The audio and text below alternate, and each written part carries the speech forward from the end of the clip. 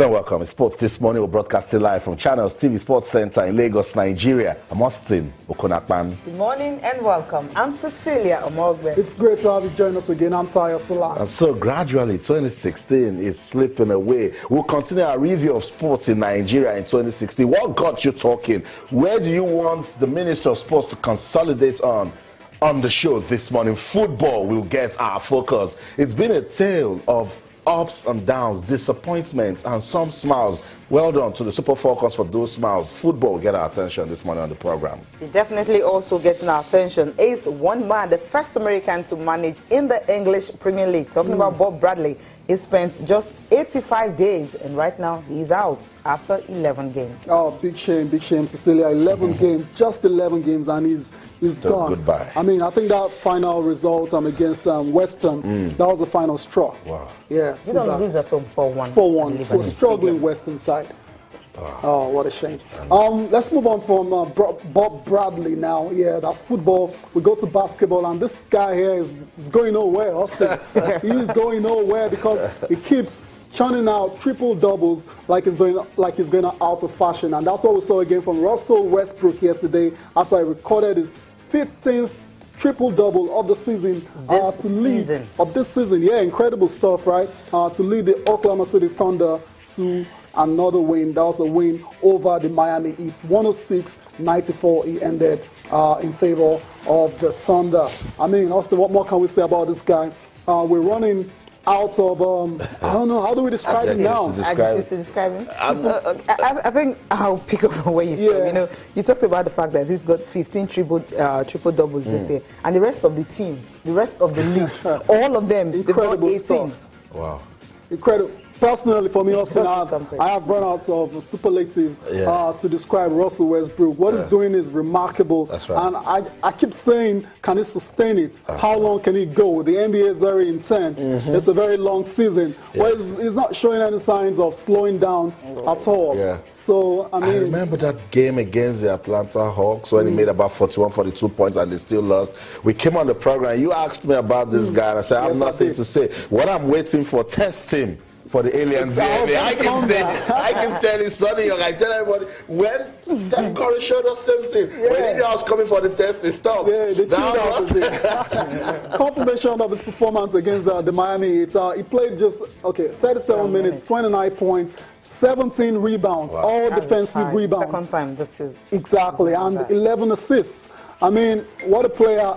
As I always say, Austin and Cecilia, Russell Westbrook right now, they were to decide the MVP. It will be, for me, unanimous, just like Steph Curry won it last year.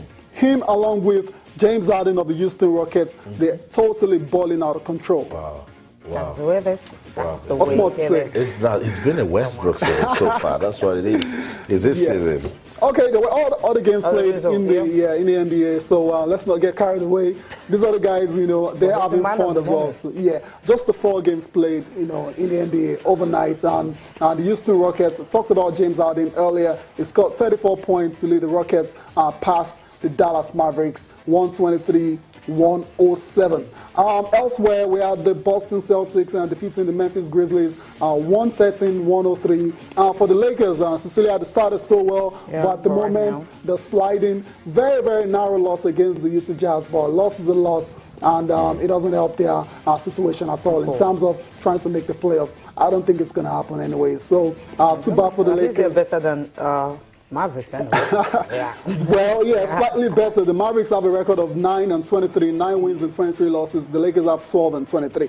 Not a lot of difference there, Cecilia, but I get your point. And last but not the least, we talked about it earlier, the OKC Thunder with a 106-94 victory over the Miami Heat. That's the way it is in the NBA. That's the way it is. Yep. That's the start. From the NBA, guys, let's get into the English Premier League now. I mean, this is the season for love, but there's no love right now in the NBA festivals. Alan Pardew now, Bob Bradley, Cecilia said gone in 85 days. It's remarkable because when you look at his winning statistics, I mean, it's not really looking good. He said, the difficult job a coach will have to face is the fact that when you get into a job, you need to get results as soon as possible. Yes. If you're not getting the results you want, The next thing is no one is going to give you the chance because they needed to salvage the situation right now. It's early in the season and they're at the bottom, you know, since he came, how many games has he won? Just two draws and 7. I mean, start with Arsenal. That's not the best way to get into the English Premier League. I know they lost that woefully. Man City, Manchester United, West Ham, and just look at the big games. On and on. So at the end of the day, it was going to be like, how long will you stay? And the goals, the ratio in the EPL, they consider the most goals. I mean, all the time he's been here, 29 goals he's conceded since the time he came at Swansea. Even Leicester, they're actually leaking in goals and all that. It's not as high as this.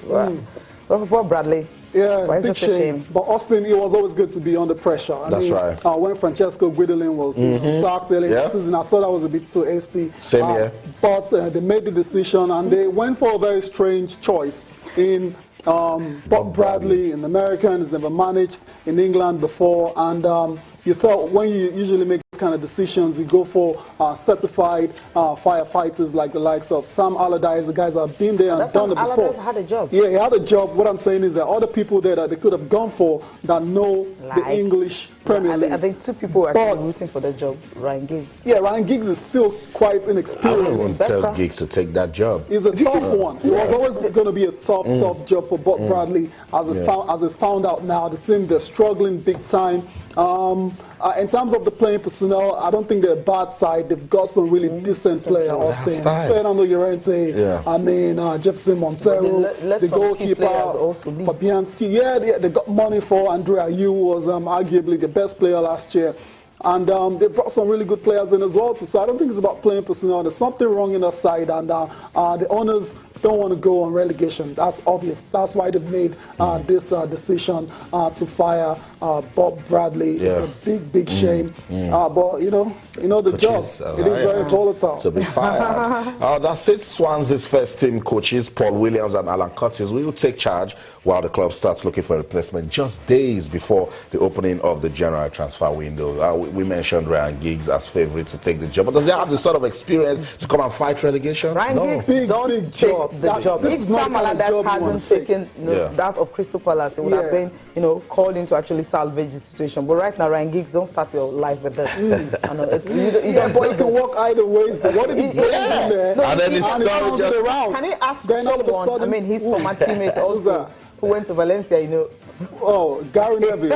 Okay, I totally get what you're saying. The club is struggling. It's not how it's tough. That's not the ideal situation. If it's a middle table team, with your experience, you can actually manage one the or two. situation. But you need an experienced coach who's done it before. I get your point. But which experienced coach will go to Swansea? I think they were too quick in pushing the panic button. Alan Pardew is jobless, so Alan Pardew can actually he helped with Crystal Palace. Exactly. When he came in and all that, get some good results. So I think they can do for Alan Pardew. You're not convinced at all. Why not? I think you were hasty in chasing Gary Monk. I think Gary Monk. Gary as well. Gary had a plan. It wasn't as if he was losing. He had a plan for this team, but they saw it. The smoke started coming during Monk's during Monk's, yes. But I think they would have just allowed him steady the ship, Swansea isn't a pushover team. I think they're still a decent side. They play good football. You remember when they came up with the touch around Barcelona style? Everybody said this is and they push every big team, to the limit. Okay. But it's going to be hard for them. Let's see. It'll be very hard for them. 12 points. 19 position. I mean, it's not looking very good. The 19 is because of goal difference. Well, at least they're not at the bottom. You know what they say about the bottom at Christmas, you're very likely to go down. So at least they have that one on their side. So right now, it's goodbye, Bob Bradley. It's a shame. The first American that would have. We'll say goodbye, Swansea. What about Jürgen Klinsmann? I mean, the name's been, thrown around, obviously. Klinsmann just got fired from the US. That's the job. And get fired again. Why not? Well, Arjun is going to get fired. You never can tell. City is in crisis right now. 3 coaches in how many months, right? Yeah. That's their problem right now. That's it. So you don't want to manage that. You don't want to be equally united. And before we move on, talking about having an ideal situation to go in as an inexperienced manager. Remember Ole Gunnar Solskjaer? There you go. You remember what happened to him when he came to England and went, I think it was Cardiff for a year. He's never been the same afterwards. So Ryan Giggs should don't take the job. It's okay. Don't take Let's get on with this show and talk about the Globe Soccer Awards. And guys, these days you talk about the World Football Awards, you don't call Cristiano Ronaldo, you are still planning credibility. You're still planning it. Then you're not credible. No, I mean, Florentino Perez right there, that's the Real Madrid precedence, And Ronaldo, obviously, is all smiles. He just, when it comes to winning awards, he's the man. He's the man. He's had a great 2016. He's won everything, apart from the La Liga.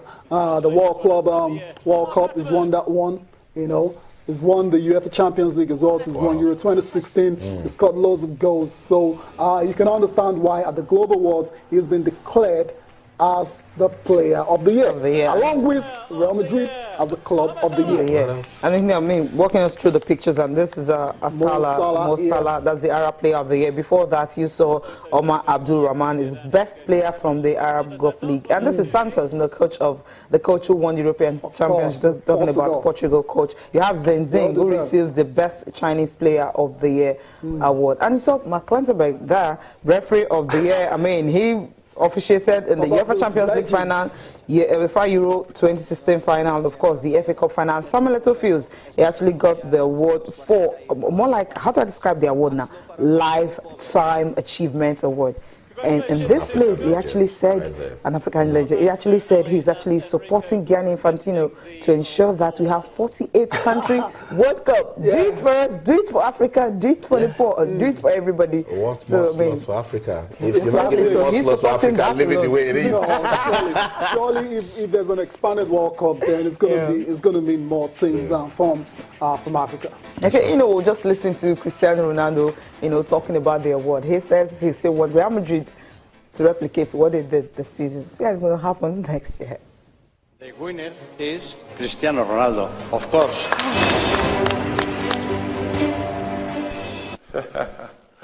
Well, as I say, it was a dream year in terms of individual and collective.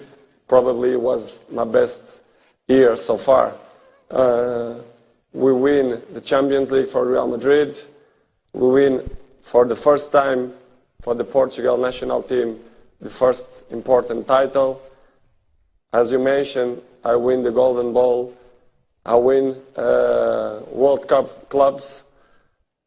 What I can ask for more? The people still doubt about me, about Real Madrid, about national team, and you have the proof. We win everything. So, amazing year. I'm so happy. It was a fantastic year, individual and collective. Next year, we're going to try to do the same. We know it's going to be tough because it's almost impossible, but every year is a challenge for me. So I will try to do my best all the time. So thank you very much. Thank you, pleased to present the trophy to President Perez. And congratulations. Best club of the year goes to Real Madrid. You got that. And of course, Mark Clattenburg, he was talking about the video review system. When he was given that award, they asked him the question, what do you think about this? Well, he says this is something that they're looking forward to. It's going to be the future of the game. We'll listen to him now. Congratulations to our referee of the year, Mark Clattenburg. I think it will be the future. I think many referees think this system will be a great addition in many years to come. And we want the matter of fact. For sure the referees will make mistakes. I make mistakes in many matches, and when it's a matter of fact, I would like to reach a decision and make sure I do not influence a huge result in a game of football. When it's opinion, we have many opinions in football, and this is the great debate of football, but when it's a matter of fact, the ball over the line or incorrect corner or incorrect penalty, then as a referee, we hold our hand up and say we made a mistake and we want to improve.